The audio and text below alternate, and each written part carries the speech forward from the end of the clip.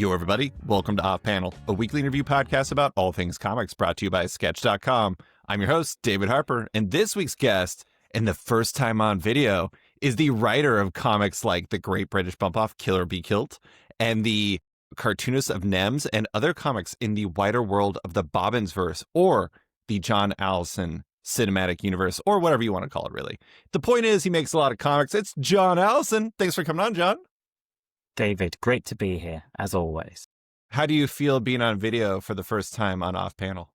Well, as a professional, or professionally trained by the BBC, video AV professional, I've done a really poor job of setting everything up. As the behind the curtain, things have been a bit iffy. So I'm just getting used to it at the moment. By the fifth or sixth time you've spoken to me like this, it'll be fine. I love back when the pandemic first kicked off. That's a horrible way to start a sentence. But when like people were like having to set up their Zooms and everything, and you would see pictures of like their setups, and it was always like, stacks of books like you're having to use and everything like that. It is always kind of funny when you have to do improvisational setups. I really wish I could tell you that mine is super professional. This microphone that I'm speaking into literally just sits off to the side of my desk until I grab it. I select it in the draft of podcasting and put it on my table and then plug it in. I remember one time somebody asked me, like, what is your studio like? I'm like, my studio, it doesn't exist. You've got to get those egg boxes on the wall, You've got to create that sort of pirate radio look. Oh, that would be nice. I think comics do the same thing, to be honest. Yeah, it's a good audio baffle, isn't it? You just got to create a lot of baffles. Well, it is, 6:30 p.m. where you're at? I did want to ask, how's the day treating you? 5:30. 5:30? Well, yeah, 5:30. So as the light slowly dims, people will notice me moving into a sort of sepulchral gloom, and that as evening comes in. Today's been good. Like I just started doing long form comedy improv classes, and Monday was my first class. So it wasn't my first ever improv class, but my first long form class. So I gave myself today off to do admin because I was worried that my brain would have gone into overdrive. I wouldn't have slept, and then I would have needed a nap and things like that. So I gave myself a very easy day. I filled a pothole. That was it, really. What makes for long form comedy improv? Well, short form comedy improv is like Whose Line Is It Anyway? Where It's very quick. It's like games. Long form, there's a few different ways of doing it. They're all named after men. We're learning the Harold. And you tend to do like longer scenes with two of you. It's much more character based. It's not just about firing out jokes as fast as possible. I do like to get as many sort of jokes in as I can, but that's just because I'm a nuisance. So yeah, it's just, you can be in character as the same person for half an hour, 40 minutes or something like that. And then you just sort of brought in and out of the scene, and you have to steer it towards a conclusion, which obviously in short form, it doesn't matter if it just collapses because it's only going to last a minute or something like that. It's all about the collapsing, really. It is, because that's what makes it funny. Whereas in long forms, I think is a bit more show-offy, basically. But it's also very enjoyable because I like character stuff and story anyway, and sort of doing it on the fly I find very fun. It's funny. I mentioned before we started recording, I just had Ngozi Ukazu on the podcast, the cartoonist, and I actually compared the two of you. I was like, maybe the reason why I love both of your work so much is because you're so heavily influenced by sitcoms in my mind. But it is funny. She does stand-up comedy. You're getting into improv comedy. Why do you do something like that? Is that just to have something outside your comic work? That's it. Yeah, and I did stand-up as well. I did stand-up. I didn't do it because I wanted to go and do stand-up in clubs. I wanted to go through like a course of learning how to do stand-up. And then at the end we had to perform in front of like a club audience. And then that was it. It was over. And I retired after my type 5, which was about 8 minutes long in the end. But yeah, no, it gets me out of the house because otherwise, it is an isolating job. And if you're writing gags, you've got to meet people. So I just try and find things to do out in the world. I mean, I've done all sorts of things. I do pottery and I go out and do life drawing, and anything that kind of gets you amongst like-minded people, really, and comedy people. They are my kind of people. That is, I don't know. I need to do something like that. John, you're inspiring me currently. I really appreciate it. Well, I think you'd be good, very good, David. I think people would enjoy your company in situations like that. Also, it doesn't matter, it's like in the end, especially with improv, it's Scotch mist, it's gone at the end of it. You might have had a good week, you might have had a bad week, but the next week you can go and make something else up. So yeah, it's just It's just playing, really. It is kind of funny. I actually wanted to ask you because as we were talking about before I started recording, my reality has changed. I am new to the DIY freelance world of living. And one of the things I think is interesting is like if you don't do things to like kind of break up, I don't want to say break up the monotony. That's not right because I enjoy what I do, but it kind of feels like time can almost turn into this like flat pancake of nonsense. How do you manage that? Give me some advice, John. Well, when I started in your situation, when I was liberated from my profession and set out into the world to kind of, like Bambi on the ice, my days exactly like I didn't have any structure, and I also find my days. A lot of people find this. You end up working later and later and later, and then getting up later and later and later. And I'm a morning person, so it just meant that my work got worse and worse and worse. And then I read an interview with Nick Cave, someone who I think is a very interesting person. I can't abide his music, but I do find him very interesting. And he said that he works banker's hours, and I thought banker's hours, just him using those words, like, right, that's what I'll do. I'll work 9 to 5 like a banker, even though I'm in this sort of free form area, and it absolutely grounded me. Mm-hmm. I divided my day around a fixed lunch hour. I took very, sort of structured breaks, and immediately everything sort of clicked into place, and I became much more productive and happier, really, because I didn't really enjoy just being in that sort of free floating, floppy area. But if you've been at work a long time, I think it's natural to kind of just expand out into the available space and not really know what to do with it all. I think especially now that I actually like my job, where it's like it's a passion project that I'm embracing, but at the same time, I don't want my evenings and my weekends to be just like a constant work fest. So did you find that 9 to 5 going Nick Cave banker's hour style resulted in you being more efficient with the time you actually did use for work? Yes, definitely. Because like I don't want it to leach into the evenings or the weekends either. The only time I've ever let that happen was in COVID, just because there wasn't enough stuff to do to fill the time. So I started to do bits of work. For the most part, no, I want to be finished by 5 o'clock each day, and I don't want to be getting up on a Saturday morning. I want to be lie in bed when, even if the alarm goes off and go, I can just lie here for half an hour. It doesn't matter. I think it's really important. Otherwise, that's when you do just become a drone. And I know so many people who, especially cartoonists with kind of time-intensive styles, they'll just steam through. They're into the night. They're through the weekend. They're working on commissions all the time. They never ever stop. And it's like, and I worry for them because their lives do seem quite painful to me. I couldn't do that. I've got to get out of the mindset to get back into the mindset again. You got to leave time for Formula One. I've got to leave time for my racy boys. Yeah, that's right. And ladies, if they ever let ladies into the sport, I don't exclude them. I honestly think that I'm going to try to do exactly what you and Nick Cave have carried me to. I'm going to have to do a UWNCAJAD bracelet. What would Nick Cave and John Allison do? It'll remind me to keep banker's hours from now on. I think there's a reason that the world of work works that way and has worked that way since the Industrial Revolution, really. I think any more than that is the point at which you start to break people. Yeah. It grinds you to dust. Exactly, yeah. It just obliterates you. Well, unfortunately, I'm going to have to transition into a topic that is, I don't want to say remote or is related, but it is part of the reason why I wanted to have you on here. We're going to talk about your comic work here in a bit and really amidst everything we're talking about here. But the main reason I wanted to get you on the show is to talk about where things are for you, for comics, for everything, because the last time you were on the show in 2023, and even beyond that, because we talk over email and everything like that, I've kind of felt like you've been a bit down about where you are in comics in a way. That might be the wrong way to say it, but let's start with the basics. How are you, the comic creator, the cartoonist, the writer, doing right now? In terms, I always worry that it's quite easy for me to drift into a sort of modern, if I'm allowed to complain, I will.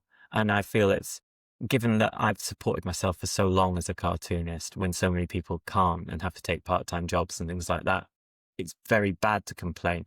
I do feel that I entered the industry at the point at which it was very open, and we've now reached the point where, I'm older. When I started, I was 23. You've got energy to burn. You can live on, ramen noodles and beer. And, you can do anything because nothing really matters. Whereas now I'm 48, I'm 49 in a few weeks. And so my place in the world has changed. My voice in terms of the readership has changed. And also the industry has fundamentally changed a great deal. So this and the economy has become much more testing. So all of these things, it's kind of like you feel the walls closing in a little bit, and they're closing in from multiple directions at once, which is a little bit tricky. So I feel like as a writer and an artist, though, I'm happier than I've been for years. As a professional in the industry, I'm more nervous than I've been for years, if that's the best way of putting it. That makes total sense. I mean, that's actually a pretty common story. I do think that the thing that's interesting about you is you said that the world has changed. Okay, so you were 23. When was it? 98, 99? Was that when you started? Mm-hmm. Yeah. So you started doing webcomics then. You can't even compare the world of webcomics then to now. I will later because I'm terrible, but we'll get to that then. I do think the thing that's interesting, though, is while the mechanic of how you do what you do is no longer available in the same sense, I actually feel like from a narrative standpoint, from like a genre standpoint, from like a vibe standpoint, I actually think you fit comics as well as you ever have, if that makes sense. Oh, no, I do. I feel closer because also what I've sort of immersed myself in, especially in the last sort of 15 years, comics wise, I feel I'm closer now to what people broadly read. Like I read quite a lot of manga. I read quite a lot of sort of indie comics by people who are younger than me. I try, I get a good sense of what goes on, and I feel I do still fit in with that. It's sometimes just a bit of a struggle to sort of insert yourself because the machinery of how my business works, how it has always worked, it's not easy to turn around. It's like if I try and change course, I'm like a battleship. Because everything's so sort of finely geared, but also slow. If I decide I want to pivot to being like a YA author, say, or if I want to pivot to writing video games on the side or something like that, it will completely torpedo the sort of delicate system by which I do my banker's hours, get pages drawn, get pages written, and conserve my limited sort of mental energy that I use to come up with ideas. So I get offered all sorts of things that could potentially take me out of the way I work, but I'm terrified to engage with them. Terrified might be the wrong word because I like what I do. I don't want to change, but also to change, I might not be able to go home afterwards is my fear, really. Yeah. John, I'm not going to lie. That kind of sounds like bad machinery. Whoa! Tay! Oh, Did I whoa! put my glasses on just so I could take them off? I'm sorry. I felt the hand of David Caruso upon my shoulder there for a second. That was really nice. Yeah. I'm sorry I did that with what was a very serious admission, but that's like the tricky thing though, is I was gonna, this is a funny thing. So you and I do very different things. Like you make comics, you also have like your community on Patreon that you like engage with through, your Q&A posts and a wide variety of things on there. And you put comics up on there. You're always posting comics. You do all that stuff. I write about comics. I podcast about comics. I do things like that. I know this is a terrible comparison, but I find one of the odd things about creating anything these days is like, no matter what you do, you're like 15% an influencer in a functional way. And I know it's terrible, and I can see you like slightly recoiling at that idea. You're right, because you put a public face on the work. Like you put a public face on the work in a way that was not possible when we weren't all sort of narrowcasters, when we didn't all have access to video cameras. Just imagine, again, it was unimaginable that we would just be able to show our face and put on a little show, a little song and dance for people whenever we had something to say. And that's powerful. We've been given the tools that were in the hands of like NBC or the BBC or whatever, and we've got all of them now. You don't need to broadcast to an incredible quality if you've got a good enough idea to actually engage with people. So, and it's part of the kind of engagement economy is that people kind of expect this of you. Unless you go the full Olivia James route and kind of erase yourself. Yeah. And obviously it does happen.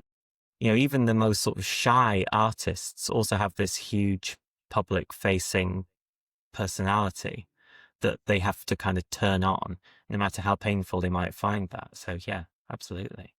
I know I know you're a big TV show guy. Are you a movie guy? Not so much. Okay. I like movies, but I don't get engaged with them in quite the same way I used to. They just become a bit grey to me. Sure. Sure. In recent years, I feel like it's much. I love going to the theatre and sitting in the dark and watching a great movie, and I love like indie film. I like big dumb films as well, but I don't watch as many.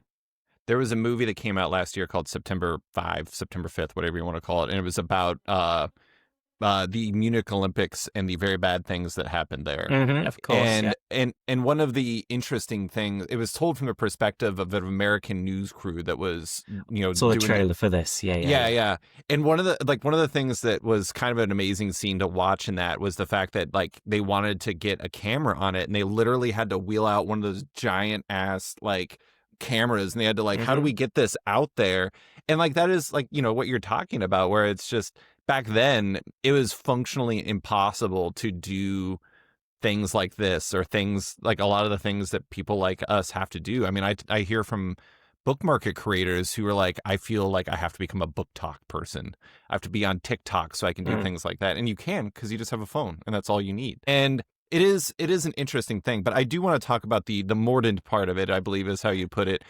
How are you feeling about comics in the larger world right now, and kind of like where you fit there? I think I've gone from fitting well 10 years ago to not really having a place anymore. And I was very lucky. I kind of jumped on the end of the indie comics with one of the last series to kind of get 50, 60 issues, with the exception of your obviously Kirkman type properties.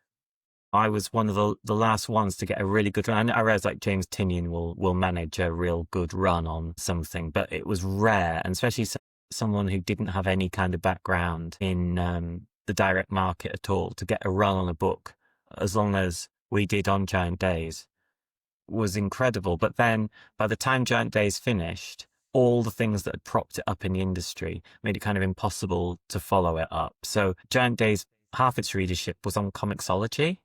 Like it was by the end of the run, it was getting in the top 10 every time there was an issue released on Comixology, which it certainly wasn't on Comicron in the charts for the regular comics.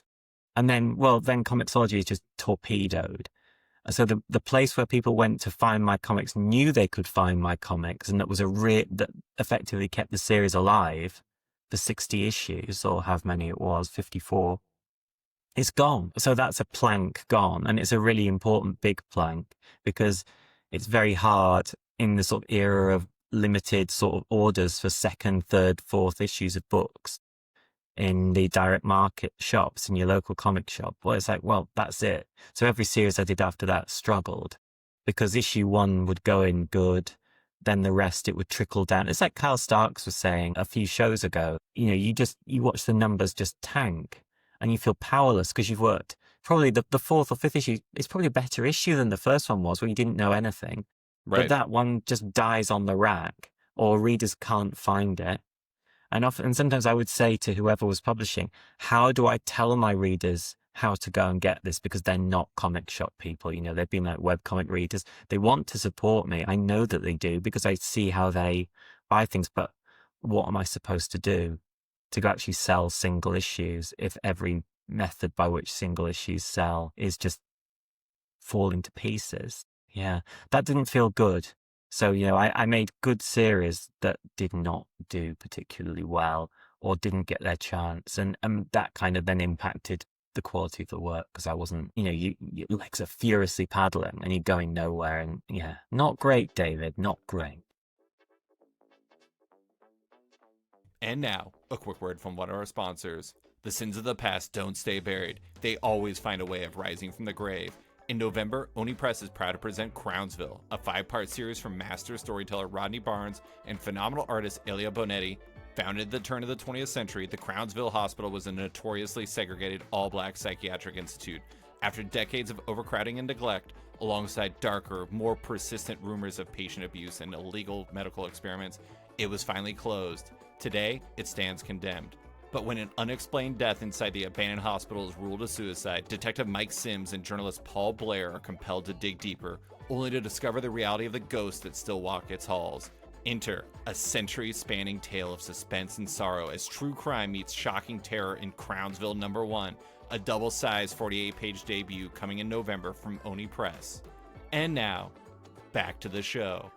I know. I mean, it's such an odd place, especially because, like, you're right. Like, Giant Days, in several ways, I think is almost, I don't know. I was going to say an anomaly. I'm going to put it differently. It was a miracle. I honestly think it was a miracle. Like, truly, it's like comics that last that long, even at that point, were mostly like superhero books or licensed books. And getting an original book to or it's somebody like Brian K. Vaughan and Fiona Staples, who are like, you know, I'm not saying you're not, John, but like Brian K. Vaughan is like a legendary figure. Of course, in the yeah, industry. no, absolutely. Yeah, it's a different, Saga is something else, you know, it's a book that every local comic shop can hand sell to people because it makes perfect sense the way they describe it and it's good, you know, whereas Giant Days, everybody who comes through that door does not want that sort of book, you know. The guy who's there for his variant covers, Saga will make sense to him, but perhaps Giant Days wouldn't make sense to him. Although it did apparently make sense to a lot of them. But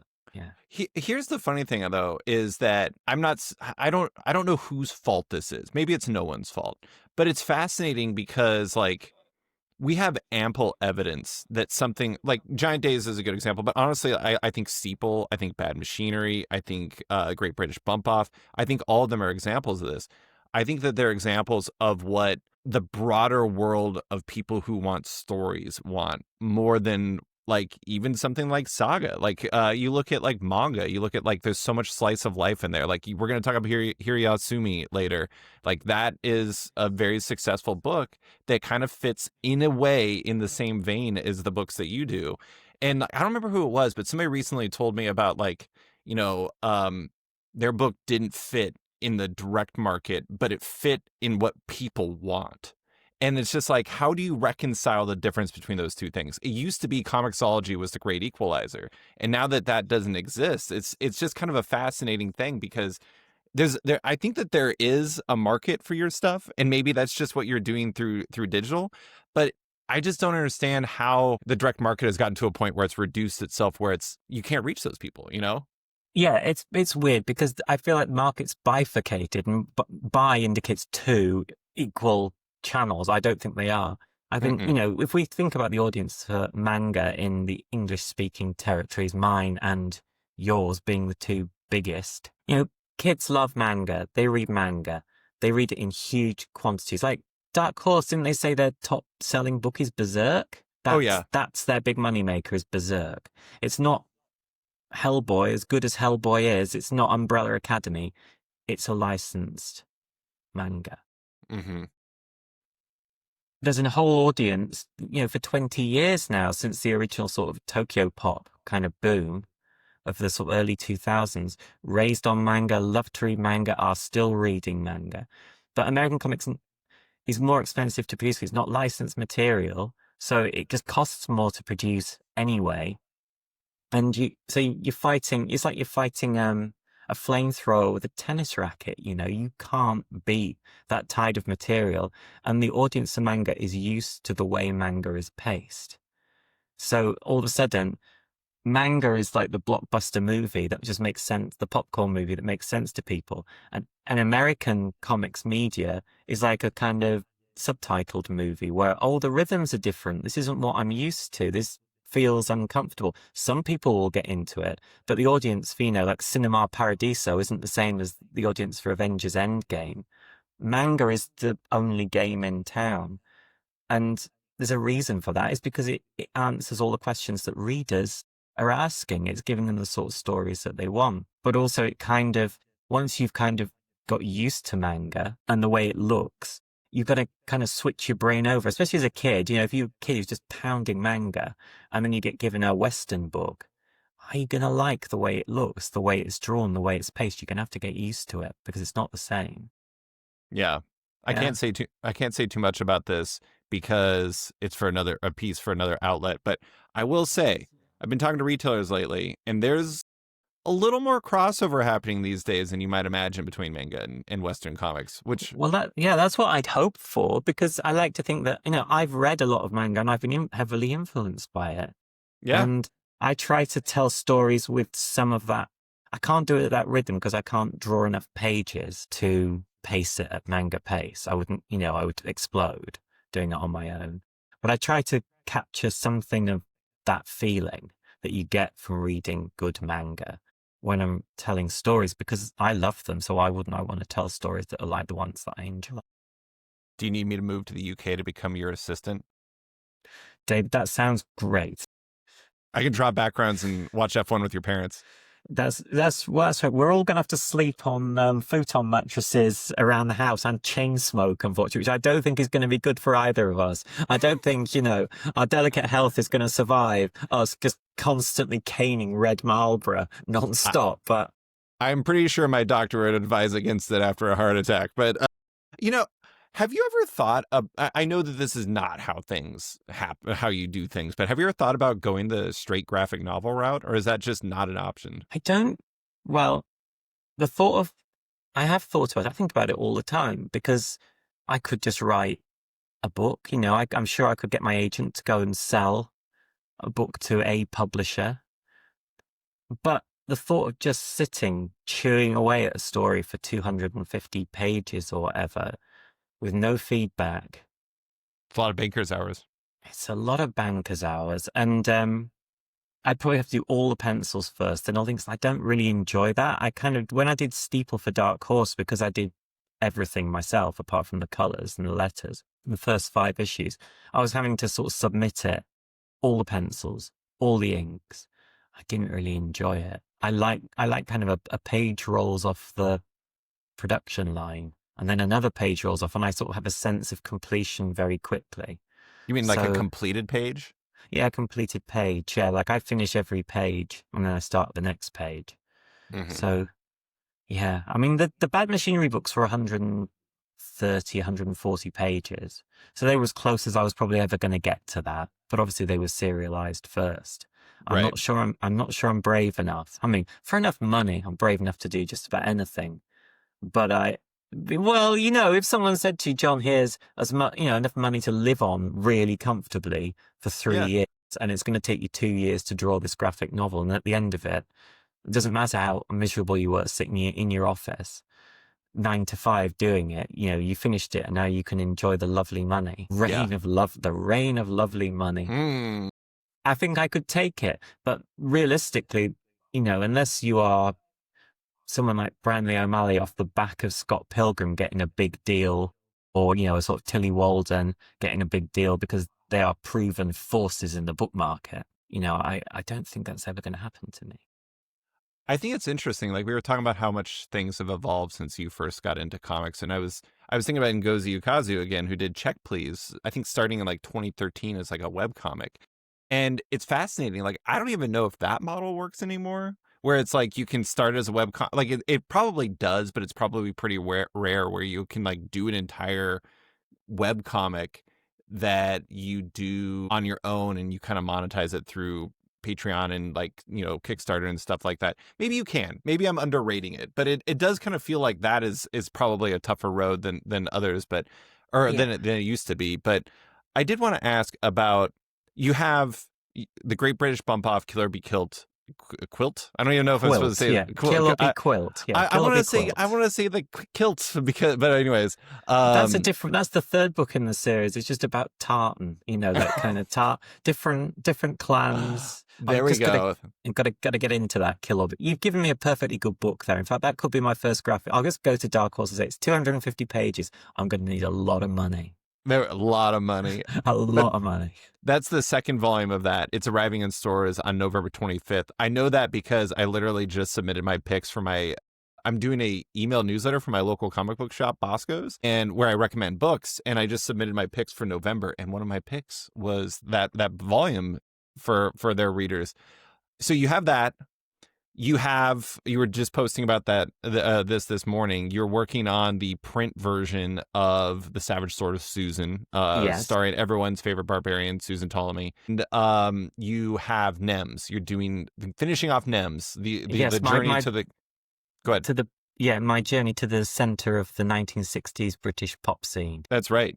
So you have those going on. How do you decide what projects you're going to take on at this point? That's tricky because I really started to feel recently I don't have enough hours in the day to do everything that I want to do at any one time. I'm sure that's common to lots and lots of creators, but sometimes it's just what's in its most realized and finished form when the slate comes clear, because I've got so many ideas, sort of synopses of stories, but this year was a little bit tricky. I did the Solver collection. I've done loads of Solver webcomics.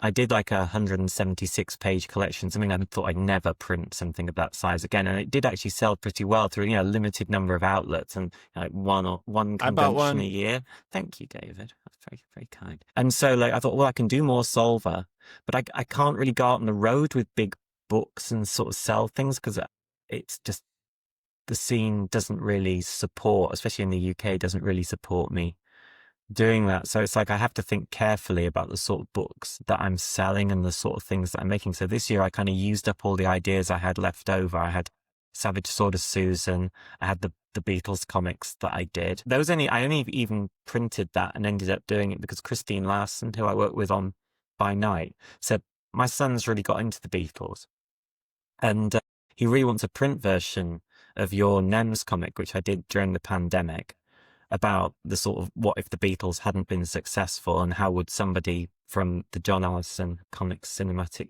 universe sort that out. And then so I said, well, I'm sure I can send you the high res files so you can print one out for him. And I thought, or I could, print, I don't know, 500 of them and have a go at selling them. And I can just send Christine one in the post because by the time I'd sorted it out for her, I was like, well, I can just put this in an InDesign document, draw a back cover for it, and I've finished. And that's another book I can sell. So, so that was there. And then once having sort of looked at it I was like, well, maybe I can finish this. I did have a script that hadn't worked for a second part. It just wasn't quite finished. It was undercooked. So I got that out again. I was like, oh, if I put another few pages of this, I can split it in two. Well, that's 48 pages. That's another book. And then I had Savage Sword of Susan left over from my Conan misadventure of 2024. That idea was kind of on paper and ready to go. I was like, wow, this is fun, this isn't going to upset anybody. There's no Conan in it. So I can do that as well. That's another 33 pages. I can only draw about 150 pages a year, realistically, in color and write them all myself. So there you go. That's the best part of half a year just in those 3 stories. So I'm just rounding out what I'm going to do for the rest of the year now. So it's like, to some degree, the projects you take on are defined by just what you can and cannot physically do in a year, more or less. Yeah, exactly. Because I could, if I had 3 pairs of hands, I could do Steeple all year, I could do Solver all year, and I could probably do a few little side minis as well. That wouldn't be any more than I would want to do. I wouldn't want to do, I wouldn't want to color all those pages and letter all those pages myself, but I could certainly pencil and ink 150 pages of a webcomic all year and write, Steeple, which is, I know how it works, for somebody else to draw, but I don't want somebody else to draw it, so it's tricky. I am kind of I'm the bottleneck in the system. I do want to make a quick Steeple aside. I can't say this for certain, but I feel like I'm in the top 1% of Steeple fans. I low-key think that's one of the best things you've done. I love Steeple too. I would have loved to have done more of it. There are more Steeple stories. There's more issues worked out in terms of, another arc. And I love the characters, but I just can't, because Dark Horse did the 3 collections and then they didn't want the 4th collection. I don't want to be responsible for printing a 4th collection of a book that then might go out of print with Dark Horse. And it's just, it's frustrating because obviously I can make whatever I want, that contractually I can make as many Steeple comics as I want. They just have the publishing rights. But there are some things happening with Steeple that might kind of give it a boost, or they might not. We'll find out. I know that Dark Horse have some ideas for Hmm. something with it. So yeah, we'll see. You did do the Reverend in Love one shot with Max Sarin, which is really great. Yes, well, Max draws the Steeple characters very, very well because I got Max to do the covers for the second and third volumes, and Max draws such brilliant versions of them. Obviously, everything Max draws is brilliant. I just wanted Max to do a Steeple comic that was just its own thing. But oh God, I'd love for if the beautiful rain of money would just fall from the sky, the sweet rain of money came down.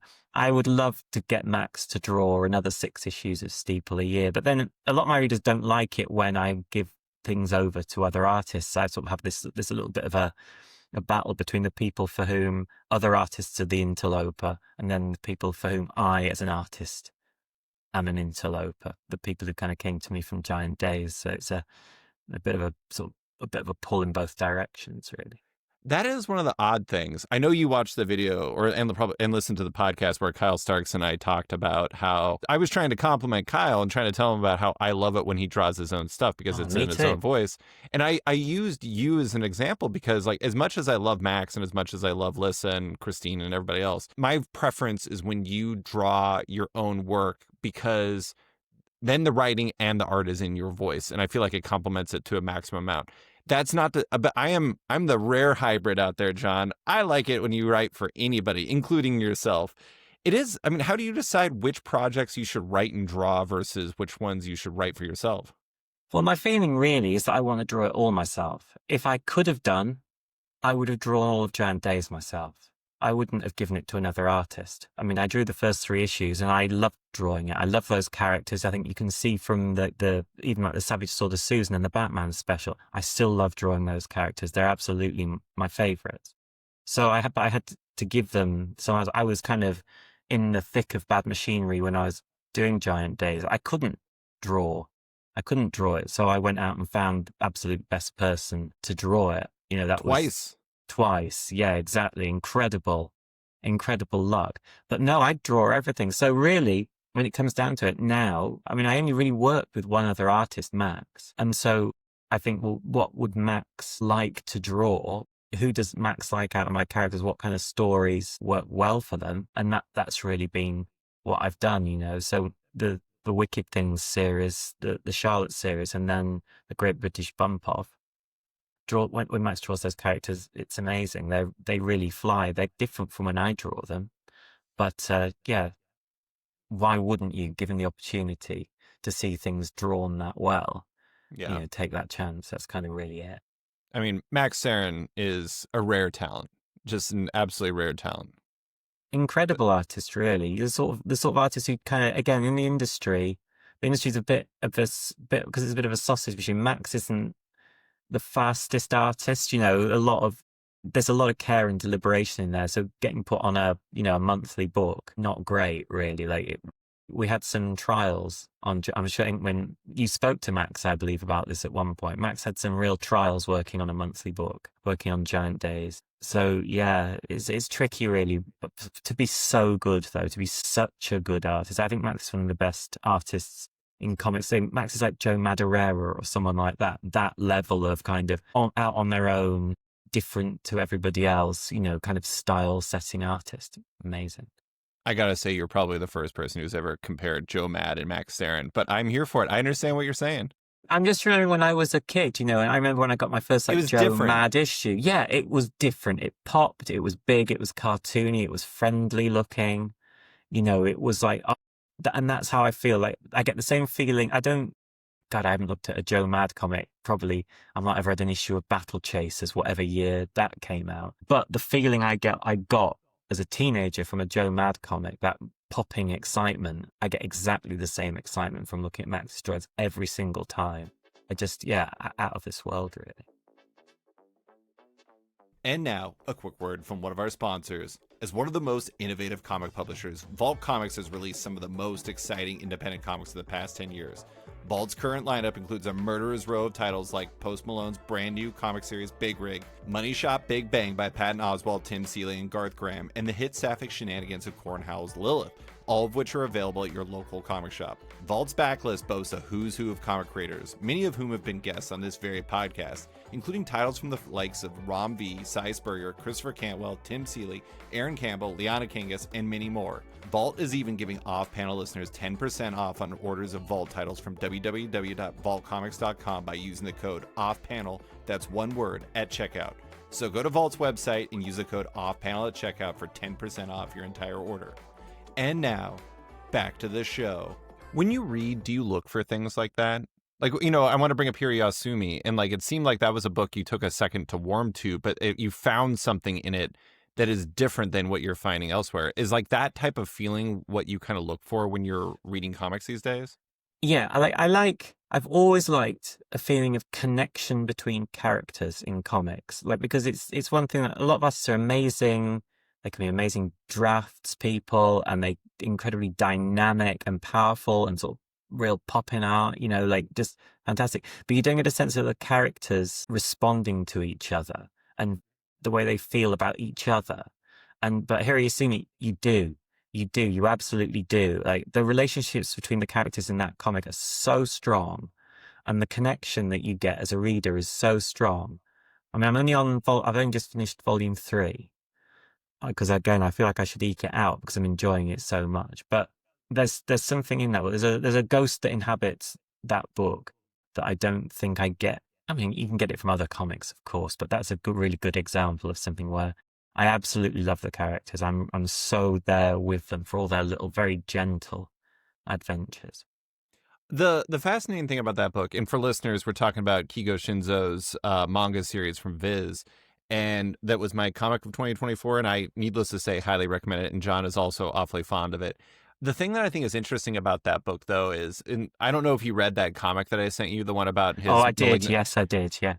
I honestly, and I'm going to write about this. This is actually specifically the topic I'm writing about for the Comics Courier, Tiffany Babb's print comics criticism newspaper. I think that you can see a mindset that exists in Kigo Shinzo that goes onto the page that is so singular that even though there are ones that are similar conceptually, you don't get that worldview from anyone else. And I think that that is part of the reason why it's such an interesting and like differentiated book in a lot of ways. And I mean, like, the characters and the relationships and like especially Hiroto and how he values the world is such a refreshing and unusual thing. And I don't know. I don't mean to make your podcast a compliment or a compliment fest for something else, but I just love it. Oh, no, because there's something about, like, so the fact that, as I say, I don't want to spoil it for you. I mean, to issue a spoiler for that book, maybe it's the wrong word to use, spoiler, because everything that happens in it is quite small moments. Yeah. But the fact that he kind of flew high when he was an actor and then decided, you know, that this isn't for me, I don't enjoy it. It's taken everything out of what I thought was going to be good. I'm going to live a different kind of life instead, but I'm just going to kind of accept things. It's quite a bittersweet book, but it's a book about disappointment, but it's about living with disappointment and learning how to work around it. You know, because there's all sorts of things that have happened to him that haven't been too good, but he's still, you know, he's always kind of looking for the way to enjoy, because he just works at the little fishing place where you go and kind of fish for goldfish or whatever it is.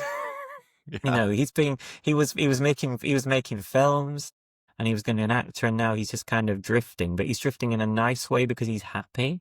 He's accepted that this actually feels better than thrashing away, you know? So, I love it. And I love all the characters in it. I think everything about it is touching in a way that it's touching without being mawkish, which is incredibly difficult. If you ever get a chance, you should read Tokyo Alien Bros by Kigo Shinzo too, because it was the one before this and before he had a malignant lymphoma.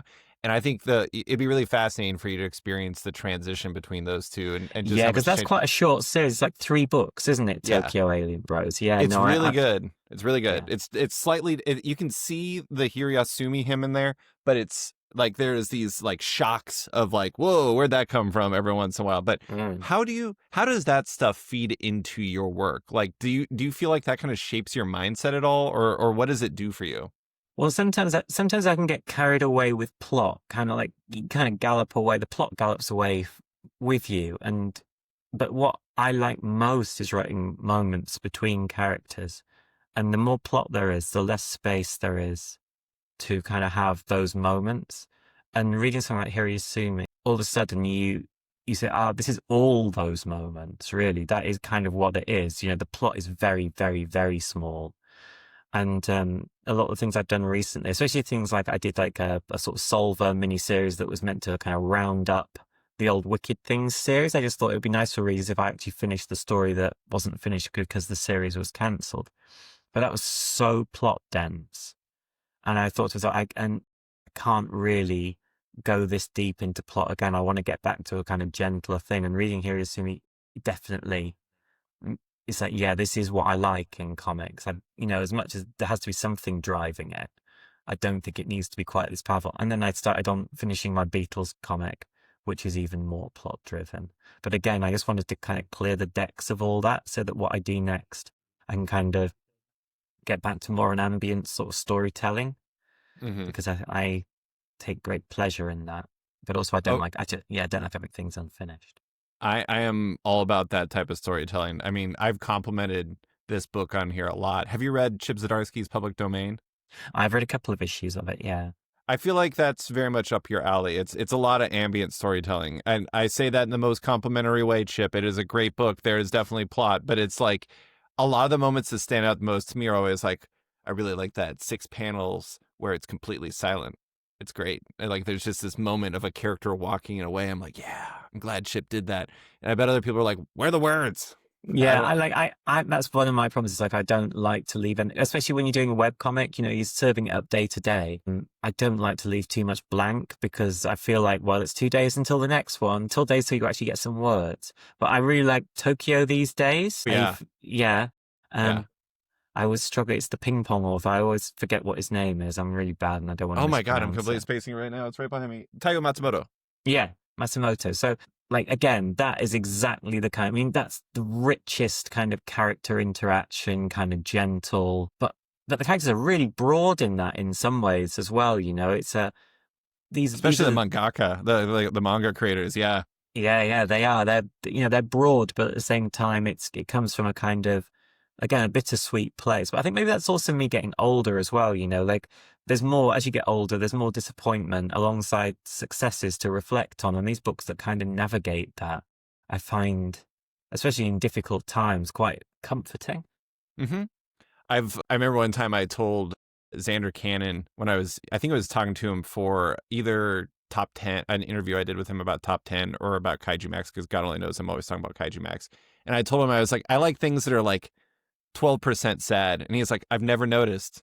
And I'm like, this is very sarcastic, very dry, Xander. I understand what you're saying here. But I mean, it's true. It's like the complexity. Like sometimes life has a little bit of that to it. That doesn't mean that you yourself are a sad person or something. It just means that like there's richness in that as well. But do you have something you want to add to that? All I was going to say was that I think, we often forget that invariably, like I can remember being at a funeral. It was my then partner's grandfather's funeral, and we were all at her grandmother's cottage. And her grandmother, we were just waiting for her grandma to come out so that we could go to the funeral. And she came out of the toilet, and she had a piece of toilet paper stuck to. It was sort of tucked into the belt of her skirt, and as she came out, it just drew out a really, really, really long line of toilet paper. And I think it was me. I think I had to go and actually unhook the toilet paper from it. And this was a wretched day, you know. This was a terrible, sad day, and yet there was humor in it.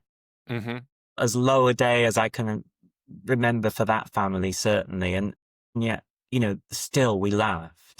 And I think sometimes, you know, we have to remember that. As writers, we have to remember that.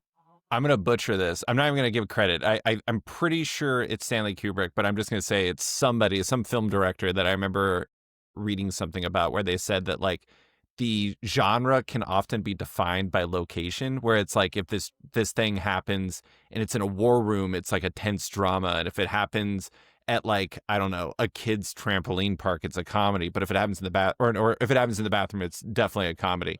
And it is kind of like things are like there's complexity in every situation, I guess, is what I'm trying to say. But I did want to bring up, you've done a bunch of work or not for hire, but you've done it for publishers. And then you have your other side where you're doing it for yourself on Patreon, on Bad Machinery's site. I think you're doing it on Bad Machinery's site now, right? Yeah. I've just kept using that domain name. Yeah.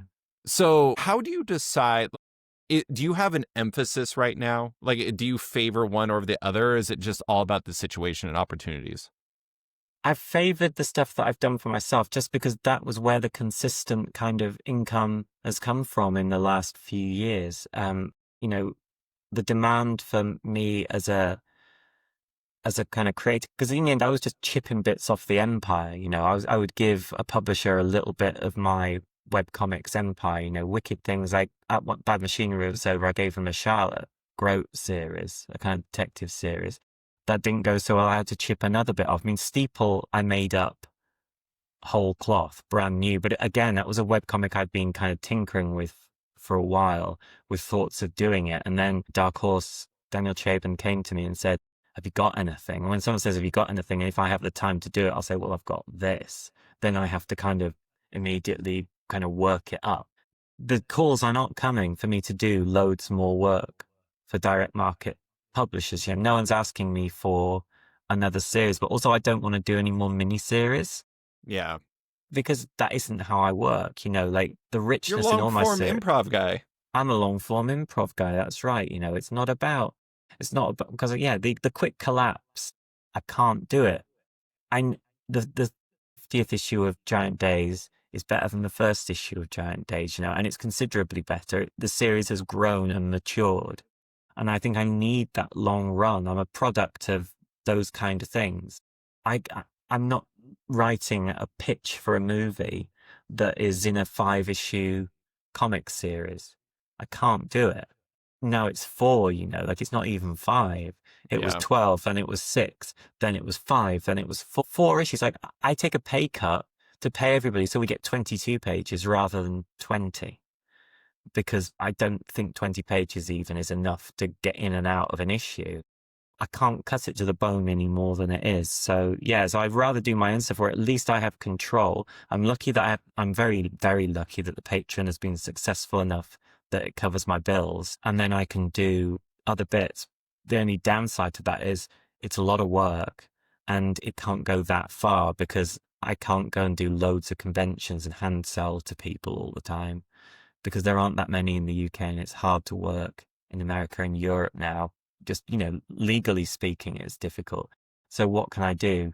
The only options really I've got left to me to expand outwards of what I do now is to go onto Webtoon with something, not individually, but to, I am in the process. I've got an editor chopping Solver up into bits for Webtoon. For Vertical Scroll? For Vertical Scroll, yeah. I've got an editor doing that and she's doing an amazing job. But whether it will take, whether the Webtoon audience will take to it or whether that was money I, effectively flushed down the toilet, we'll have to wait and see. But if the Webtoon audience, if even a few thousand more readers is worth something, so it's worth a try. I mean, in a way, I know this is like a brutally capitalistic way to put it, but you're looking for it to feed the kind of Patreon, right? You're looking to get new readers who are passionate about what you do. Oh, yeah. And that's the tricky thing is like when you started, like 1998, 1999, the world of webcomics was smaller and tighter. And I imagine the cross-pollination and getting that intensity of fan was maybe easier to do. And now it's like you open up Instagram and if you stop to look at a few webcomics, next thing you know, all you get served is webcomics. And so the market is so competitive. I think it's very smart, but this is where I cruelly bring up something we've talked about privately just because it fits what we were talking about. You self-publish plenty of work. You have a lot of stuff people love. Why don't you kickstart any collections of Scary Go Round or Solver or anything like that? It's just admin. It's admin. Yeah. I'm at the limit of what I can do creatively. Like I burned myself out so badly so many times in the sort of towards the end of Giant Days. I just burned out again and again and again. I did myself real damage. And it was only the pandemic that kind of slowed everything down and meant I could just sit at home and my brain could rebuild. Yeah. And then I've been through a number of things since the pandemic, which again were exhausting and tiring, and I burnt out again. I can't take on a kind of customer facing thing, deal with the printers, deal with everything. You know, there's only one of me. Yeah, fulfillment. There's nobody that I can rely on. If there were because I always say, if there were two of me, if there was another one of me, I would trust me to go and do all those things because I can, you know, I've got a background in design and self-publishing and everything else and shipping stuff, you know, but just the mental admin of it and the worry, I just don't have the energy for it because I think, I think I could certainly kickstart a steeple collection and sell it, you know, to round up the kind of whatever's left over, the sort of 120 pages that haven't been published. But can old Johnny actually get his head around that and everything else that he has to do? I don't know that I can anymore. I think I'm a bit of a kind of demolition derby car at the moment. I'm wearing a lot of dents, you know. Yeah. I mean, I can take time off of backgrounds. I'm very bad at packing things, but I'm very enthusiastic about it, John. So I can try to help however I can. So I'm really looking forward, David, to just, it's just going to be the camaraderie around the studio, you know. Obviously, I'll go out and meet my manga editor. You know, they'll buy me a nice sushi lunch. That's and then right. I'll come, you know, and I show them my scripts for the next 11 pages. Then I'll come back and we'll just chain smoke into the night, finishing those pages. It's going to be great. I can't wait to see you, David. Brilliant. When I was going through all my heart stuff, the doctors kept asking me, like, do you smoke? I'm like, no. Like, do you smoke? And I'm like, my answer is not going to change. I feel like some people lie, apparently. I've had 3 cigarettes in my entire life, and all of them were so I could talk to a girl. And that's the only good reason to smoke. Yeah, that's absolutely right. I was not successful in either regard. I hated the cigarette, and I'm married to somebody else now, so. And now, a quick word from one of our sponsors. Looking for sci-fi comics which go further than you've ever been before? Look no further than 2000 AD. It's the galaxy's greatest comic. Whether you're a new or returning reader, September is the perfect time to try out 2000 AD with the launch of 2000 AD issue 2450, a jump-on issue with a fresh start for every story. Featuring a terrifying Judge Dredd story by Rob Williams and Henry Flint, the issue also has a major new Rogue Trooper story from the team of Alex DeCampi, Neil Edwards, and a whole lot more. Get a print subscription to 2000 AD and it'll arrive through your mailbox every week, and your first issue is free. Or subscribe digitally and you can download DRM free copies of each issue for only $9 a month. That's 128 pages of incredible comics every month for less than $10. Head to 2000AD.com and click on subscribe now, or download the 2000 AD app and start reading today. And now, back to the show. I will do it for you, though. I mean, for the fulfillment of our camaraderie and our partnership, and for the fulfillment of your prospective Kickstarters, I would do that. But I know, I mean, that's the thing is like, and whenever I talk to somebody about Kickstarter, it's like, you know, before you do it, you're like, this is a great idea. It's going to be awesome. And then you do it and you're a ball of stress for the entire time. And then you execute it and it's a ton of work. And then I always hear like 6 months later, they're like, I should do that again. And it's like and like Men in Black erased your own brain, your memory of like the hardship that you just went through because you think it's still a good idea. It still is a good idea. Lots of people are very successful at it. It's just a lot of work. It is a lot of work. I mean, remember, I started in self-publishing. I self-published, 8 big collections of the Scary Go Round comics, and I dealt with everything. I dealt with, I laid the books out. I dealt with print brokers. I shipped all the orders to like the UK and Europe and the rest of the world. And then it was just America and Canada that my distro, Tapato Co, dealt with. And, I can remember sending money to Quebec or Colombia, so I had to go to the bank and wire money to Colombia to print the volumes. And Quebec or Colombia, those guys had a very laissez-faire attitude towards proofing, let me tell you. They weren't, they were not too keen on actually ever sending you a proof. The guy would just print it. Pablo, he'd just print it. And I'd be like, oh, you just printed it, did you? Well, we better hope I didn't make any mistakes. And so I went through it all in my 30s, like it was probably harder than a Kickstarter Mm-hmm. because I was taking all the financial, I wasn't really even taking pre-orders. I would, save the money up from the Yeah. previous book. I would then use that to print the next one. So it's not like I can't do it. It's that I don't want to do it, David, I think is the only way of putting it.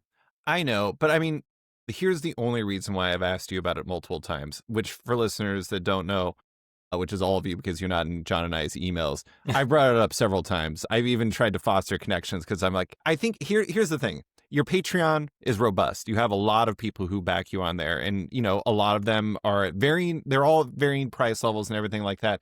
But I think that the thing is like, because your work is so singular and because your work is so unique relative to a lot of other people who work in the space, first off, I think you underrate yourself, not from a capabilities or wanting to do things like that's your prerogative, but I think you underrate yourself. I think that people love your work. I think that there's not a lot of like casual John Allison fans. There's nobody that's just like, it's all right. I picked up Giant Days just because I picked up the last Giant Days. It's a lot of people who are like, I absolutely love John Allison stuff. So apologies for complimenting you too much, but I think you underrate yourself, John. I probably do, but then I'd be insufferable, wouldn't I, if I was just blowing my own trumpet all the time? Just imagine me high on myself. Megalomaniac John Allison. I love me. I'm the That's right. best. That's right. I can't. No, when I get in the mood of I'm the best, when I start to believe in my own Does that hype, happen? it can happen, David. And what happens when that happens is that disaster follows. Absolute rain of disaster. When I get puffed up, real puffed up, just like Bluto, from Popeye, real puffed up. I'm like a balloon that could be very easily punctured, like the membrane becomes very thin and it doesn't take much. And then, collapse follows. Yeah, I have to be very careful because I think the fates tell me I must never allow myself to become too full of myself. I know that I'm pretty good at what I do, but as soon as I start to radiate that kind of energy, no, I'm usually shot down pretty fast. So ego makes you vulnerable, it seems. Well, like most sort of creative people, my ego is vast, but also fragile. It's the biggest thing in the world, but also the most vulnerable thing in the world. So, like 1,000 compliments versus one email that says they didn't think you were very good. We all know which one of those is gonna strike straight to the bullseye. To talk about another one of your very favorite things, it sounds like it's the TARDIS. It's bigger than it looks from the outside, but gets broken all the time. That absolutely, yeah. Is that one of my very favorite things? No, David, the absolutely TARDIS? not. I don't think that is one of my very favorite things. The TARDIS. You don't like Doctor Who, right? Isn't that one of the things? I'm not interested in Doctor Who. It's one of those, it's one of those things I'm not interested in at all. Too whimsical? No, I think if I was a child, it's fine. I think I can't buy into it as an adult. I think that's fine because kids do love it and kids should love it. But I do think I find it very hard to buy into juvenilia as an adult. The older I get, the harder it gets. And Sure. with Doctor Who, it's very hard. There are good episodes, and I love Peter Capaldi. I think Peter Capaldi as Doctor Who is a very exciting actor. And one time I was waiting for a friend outside Rowland Place in Soho in London. And I thought, oh, is he inside? And I turned around to look into the restaurant and there were seats by the windows, sort of looking out onto the street. And I turned around and I looked directly into the eyes of Peter Capaldi because his club was around there and he was often spotted stalking around Soho at that time. And I looked right into those burning eyes and it was exactly like he is on television as Malcolm Tucker or Doctor Who. Really powerful moment. And we're best friends now. Peter Capaldi, I would be very scared of Malcolm Tucker and not very scared of the Doctor. Wait, he owned a club? Oh no, like his sort of gentleman's club, it's kind of oak panelled drinking den. There's loads of them in Soho. I think actors, I think that's where they will go to, behind closed doors, talk the talk of men. Can I tell you my favorite random scene of celebrity story? Please. This is not as random because it was actually at a Comic-Con, but I was at Emerald City Comic-Con with my pal Brandon Burpee, who I do my end of the year episodes with. And he went to the bathroom and I went to the one that I thought he was at, and I knocked and I started telling him a story that was like super embarrassing. And like what ended up happening was simultaneously the door that I knocked on and on the other side opened. I don't even know how it was simultaneous. It was just so perfect that it happened. And out came both of the Boondock Saints. It was Sean Patrick Flannery and Norman Reedus. And they looked at me and they laughed. And I was like, what the hell? I scurried outside and I stood outside the bathroom and just waited for my friend. And of course, the Boondock Saints came out first. And they looked at me and they laughed again and walked off. And I was like, God damn it. The Boondock Saints think I'm a fool. That's merciless. Like, what? No. Yeah, you got too high on your own supply. You were at Emerald City Comic Con. You were feeling full of yourself. I'm like, David Harper's the greatest man. I'm going to talk to my pal, fellow, end of the year podcast hero, Brandon Burpee, your greatest friend in comics. And then exploded. Yeah, you've got to watch out for that, David. Shot like all the gangsters in Boondock Saints. All right, just a few more questions. We've talked about where you are and how you're feeling right now. And we've talked about like kind of what you are, like how you figure out what projects to take on. But I want to talk about what's next. Like, how do you, like, you have 150 pages a year. You know what you're doing this year. How do you figure that out? Like, what's guiding you in as you decide the next phase in the John Allison cinematic universe? Yeah. So, because I'm going to put Solver on Webtoon really chews up content. Like, yeah, they do, and they want it. They want it, but also like once it had all been sliced up, I was like, well, how long are all the pages of Solver that I've ever made, which add up to about 240 or something like that, going to last? And I thought, well, they might last a year on there. It might, if I run, obviously I can choose what speed they run at, but they might last a year on there because I'll put a load up first. So there's plenty, there's a whole issue's worth or whatever to start with.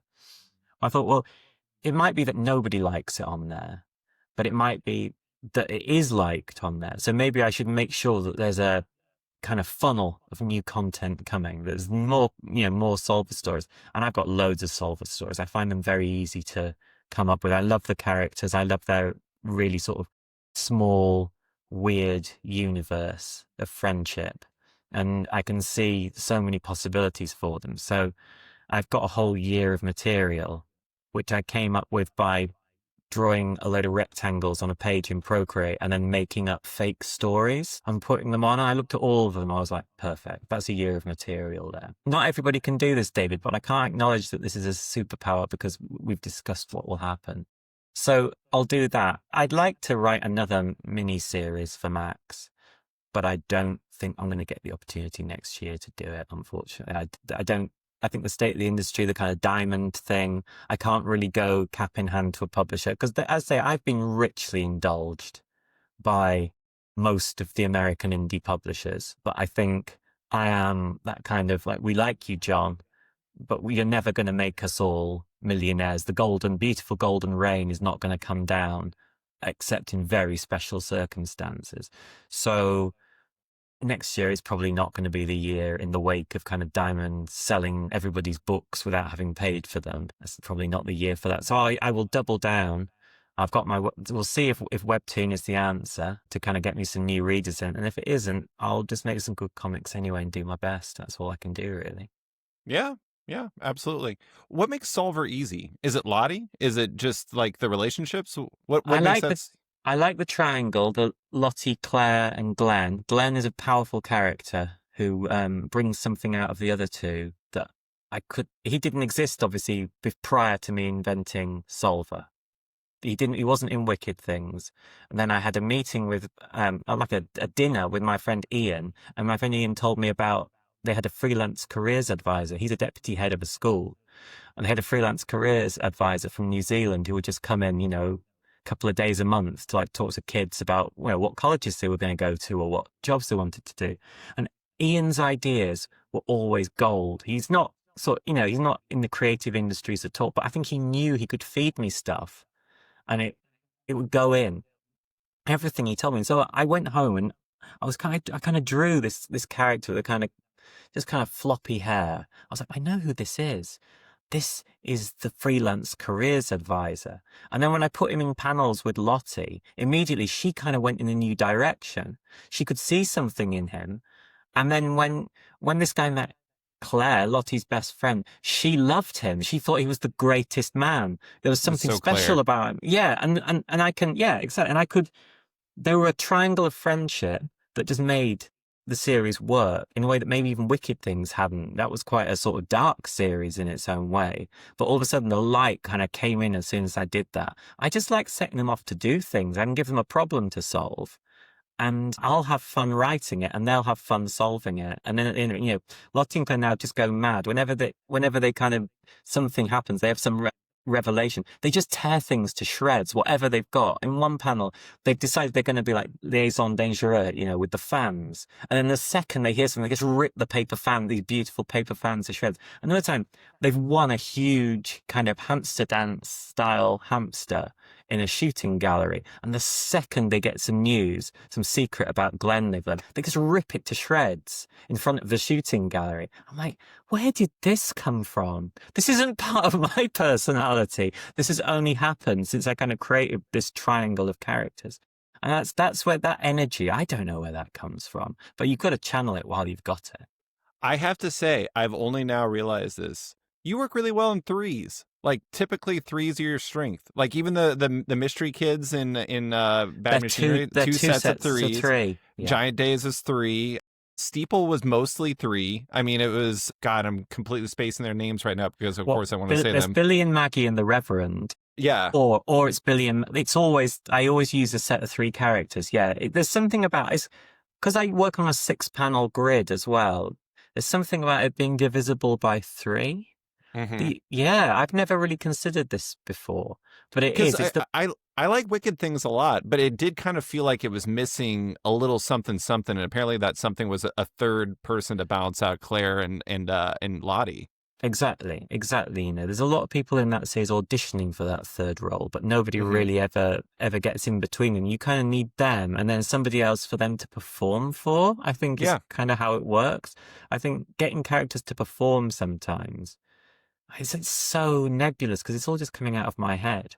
But sometimes, I'm just there. I just doodle faces on a page and then kind of talking to each other, mad bits of dialogue. Sometimes I use it, sometimes I don't.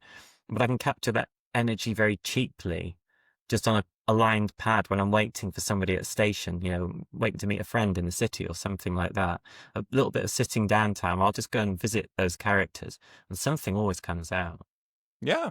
Is that so? Like, even though it's been a weird time for you, and we talked about this, you still love making comics, but the industry part of it is a bit of a challenge. Yeah. Is that the type of thing that, to quote Marie Kondo, I don't think she's anybody's favorite anymore, but once upon a time she was like the hottest thing in the world. Oh, sure. Is that what makes comics continue to spark joy in you? Yes, it is, because I'm in charge. I'm the boss. I get to, make little plays and little movies and little TV shows, and I can do it all on my own.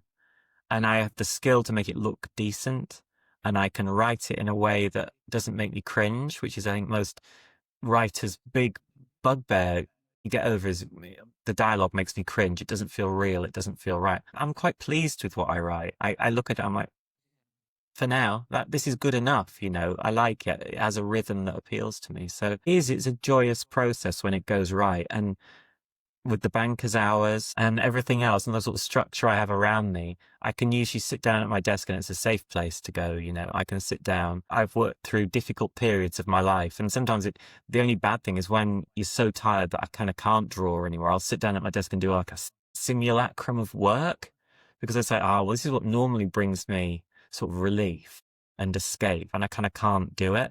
That's just why I don't want to get burned out again, because that was the only thing that stopped me kind of getting the pleasure I get from drawing and writing. Yeah. I do want to say you're very wonderful at dialogue. I don't want to say that's your greatest strength, but it's up there. I just like it. Also, I think it's partly because I spend a lot of time on my own. I write what I want to hear. I write the sort of sparky situations that I want to be a part of because I love listening to other people talk. I'm not the sort of person who'll sit and monologize over people. I'd rather be in a group and listen to them than try and cut in and, dominate the conversation. That doesn't interest me. So people interest me. I think it also, I just, as my headcanon for John Allison, I feel like like your love of TV kind of ties into that because it's a very dialogue heavy medium. But Mm. I actually, one of my last two questions I want to bring up was related to TV because I've previously had you on strictly to make pandemic TV recommendations. The Emmys were this week. You're a big TV guy. Give me one TV show you absolutely loved from the past year that earned very little to no acclaim from the Emmys that you want to give a shout to. Oh, a show that was Fisk, the Australian sitcom Fisk, an incredible show. I've not heard of it. Fisk, it's difficult to contextualize if you've never heard of it because it's Australian, so it's not like you can't even kind of dip into the kind of pool of actors that you know.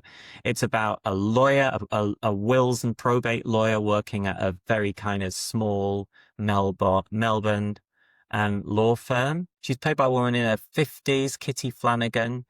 She always wears like a brown, shapeless suit, but she's incredibly charismatic, but she plays it so downbeat. Every episode is like a perfect, absurd little play. The characters are all perfectly drawn. It's on Netflix. You know, you can watch it anywhere. I'm sure it's on Netflix in the US because every season has done better on Netflix. It's like a proper word of mouth viral hit, but there are only 18 episodes. And one of the cast has now kind of erupted out past the point of Fisk. There's like a young guy, Aaron Chen, who plays the webmaster in the show, George. Well, you soon come to love George. That guy's special. Love George. But he's so good now that he's off to America to like make his fortune. They've said, we won't make any more Fisk unless the webmaster's there because we can't do it without him. So it might be that there are only ever 18 episodes. It's very easily digested, 25-minute episodes, 18 of them. But no, I love Fisk. So that would be my underrated show. Although if you're, an Australian award panel, it is not underrated. It has won many awards in Down Under. Underrated in America, not Down Under. I will check it out. That sounds amazing. Last real question. We talked about before we started recording. We talked about during the podcast. One of the most surprising random things I learned about you is, and I'm not making this as a judgment out of you. I never expected you to be a sporting gentleman of any variety, really. You don't seem like... This does surprise people when they find this out, yeah. You watch every Formula One race. I do. Well, I do. I do. Well, do you like it? Like, what is the experience? Because it's surprising. Well, Formula One is like, when I was a kid with my mum and dad every Sunday, my dad's like a big car guy, loves cars.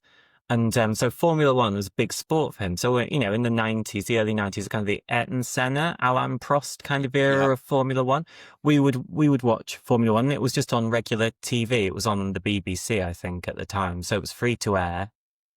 And, it was part of every Sunday. And what would happen was the cars would go round and around. And my eyes would get heavy. My eyelids would start to go. And then, your head like nods up again. And there's an exciting bit. And there's a crash. And then there's a safety car and you start to get sleepy again. And then you wake up again. And so I've watched season after season of Formula One. And I've been through every sort of epoch since. Now, although I'm always paying attention to what's going on, if I haven't got the channel, because it's on Sky Sports in the UK now, the Murdoch channel. So I wouldn't always be able to watch it because I don't pay for the sports channels because I don't watch enough sport to justify the most expensive channel package that you can get. But now I've moved back to near where my mum and dad live. So on every Sunday, I go around for my dinner. And that means that every Sunday that there's a Grand Prix, I can watch the Grand Prix. And it's just like being 15 again. And I'm very across what is going on in Formula One. So, yeah, I mean, as I said to you before the podcast recording started, it's the fastest sport in the world and the most boring sport in the world. But within that boredom, you can create your own universe. And I certainly do that while watching it. I completely agree. I also find it, I like some races, but a lot of times it's a lot of not much of anything. It's a lot of people going around and not passing and not do, especially Monaco. Well, take. Monaco is a dreadful race. Monaco's a dreadful race. It's, yeah. Well, the thing is, like, Formula One is the only sport where to inject interest into it, they invented a rule where you have to change your tires once a race. You've got to change your tires. Yeah. That's like, if you think about that. And so on the commentary, they'll be discussing the tire strategy. And like, do you know what, guys? These cars, literally, they could be flaming ball of fire any second. Like Formula One first became popular because it was the sport where men died, and they died every week. I can remember watching a documentary about Juan Fangio where they said that halfway through the season, half the men who'd started that season had died. That's insane. Absolutely insane. So Formula One now is very safe, obviously, by comparison, and nobody should die. But it still has the cachet of the most dangerous sport in the world when it has become the safest sport in the world, which I find sort of inherently strange. But I just like the characters as well. Like the drivers are funny, and the longer you watch, the funnier I start to find them. I've really developed that this season there's a lot of little boys in the sport, tiny children who they've given these very expensive racing cars. So they kind of passed over a lot of men in their mid-20s.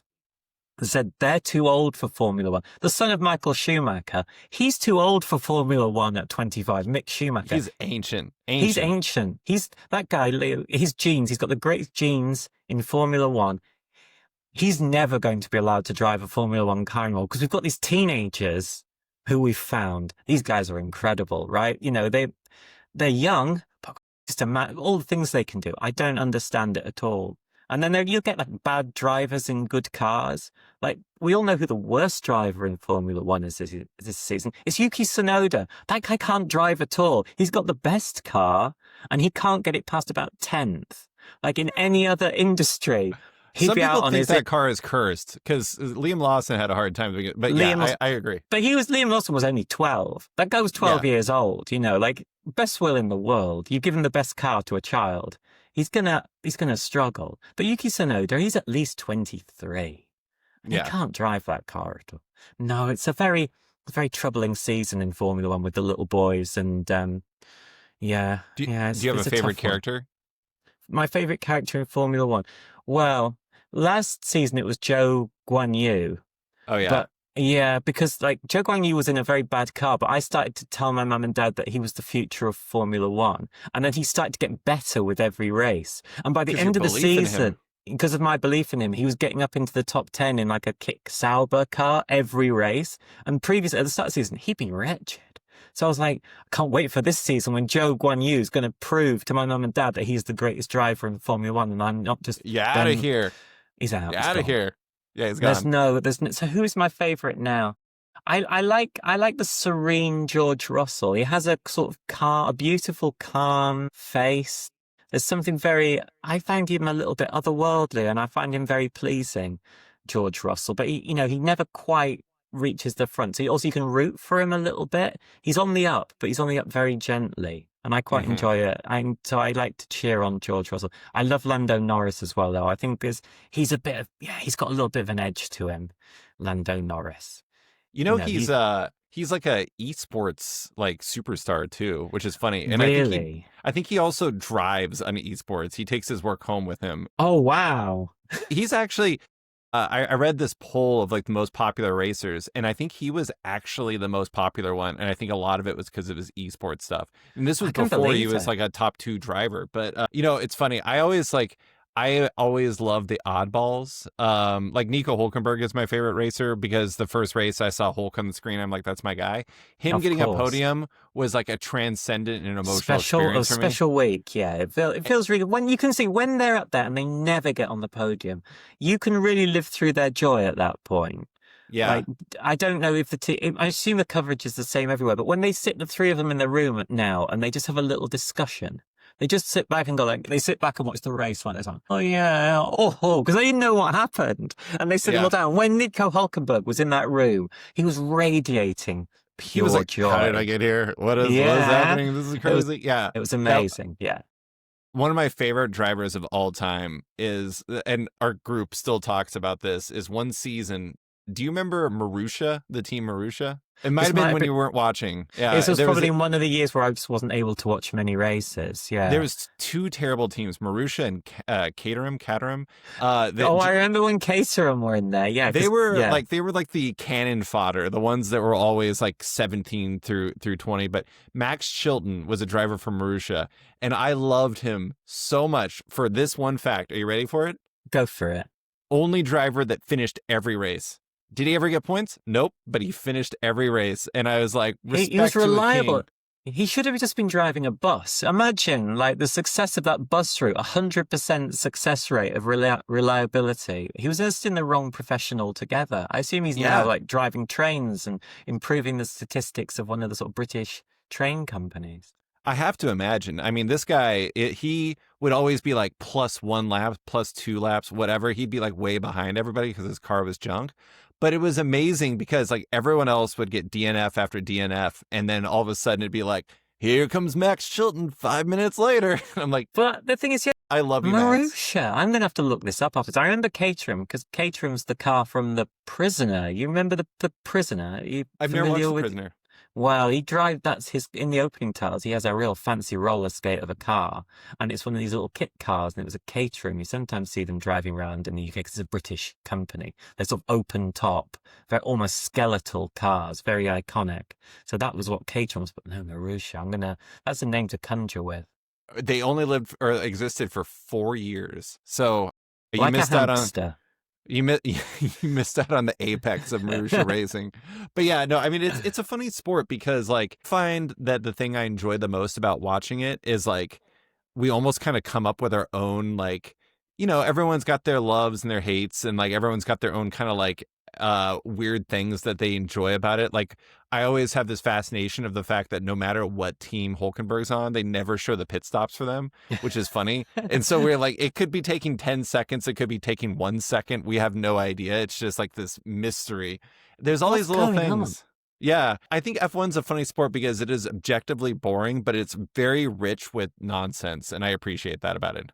It lets you, the lack of action allows you to fill in. I also love cricket, obviously, and like 5-day test cricket. And the whole thing about 5-day test cricket, it goes on a really long time. You can't just sit there focused on the screen the whole time. It leaves space for the mind to wander. And I think Formula One manages that in 2 hours, what test cricket takes sometimes 5 days to do. So, yeah, definitely.